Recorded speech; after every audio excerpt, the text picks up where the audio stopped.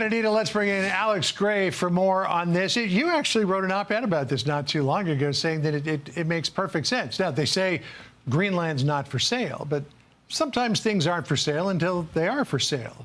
And when you look at Trump, I mean, this is a guy who bought MAR-A-LAGO for $7 million. He knows how to cut a deal. I mean, look, President Trump is he's in the best traditions of Abraham Lincoln, who was talking about purchasing Greenland in the 1860s, the best tradition of Ronald Reagan, who warned 50 years ago that giving up the Panama Canal was foolishness, was dangerous to our national security. President Trump is 100% right. Greenland has strategic value to the United States, both minerals and strategic for our national security and our defense. And giving up the Panama Canal in the 1970s was one of the most foolhardy strategic decisions in the history of this country. President Reagan was right that it was a mistake. President Trump is right that it was a mistake. And President Trump's probably the first leader since Ronald Reagan who has the courage to do something about it, and I hope he does. How do you convince Denmark, which has ownership over Greenland, to sell? Apparently, according to some reports, back in 2019, Trump was offering to trade Puerto Rico for it. You know, give the Danes a little nice tropical island. I don't think anybody would actually go for that.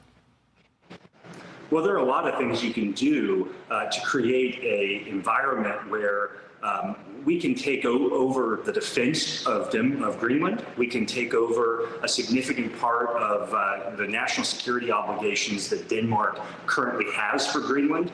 The Greenlanders have said publicly they're going to get independence at some point.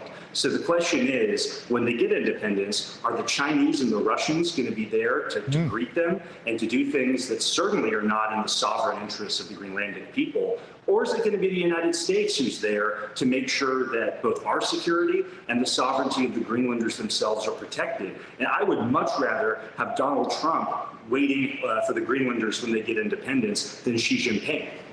I mean, it really is a gorgeous place, albeit cold. I also wanted to ask you about Trump and the Panama Canal, because he seems to be in a little bit of an online feud with the president, Jose Raul Molino. Jose Raul Molino said of Trump saying that he would take back ownership of the canal, said, quote, "As president, I want to express precisely that every square meter of the Panama Canal and its adjacent area belong to Panama and will continue to be. The sovereignty and independence of our country are non-negotiable," to which, as Jackie pointed out, Trump posted a picture of the bow of a ship transiting the canal with an American flag on it saying, "Welcome to the United States Canal." I mean, obviously, this is just leverage to try to lower fees. Is there any way Trump could take it back? Well, I think we should have a serious discussion about the failure of the United States under the Carter administration to give up one of our most significant strategic points in the world. It was one of the greatest American engineering and strategic achievements of the 20th century.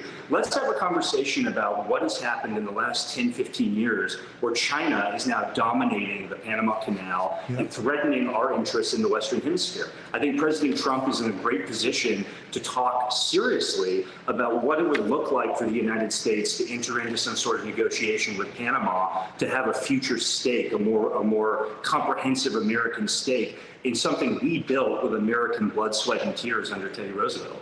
Yeah, and then there's the trolling of Justin Trudeau, which this president continues to do mercilessly.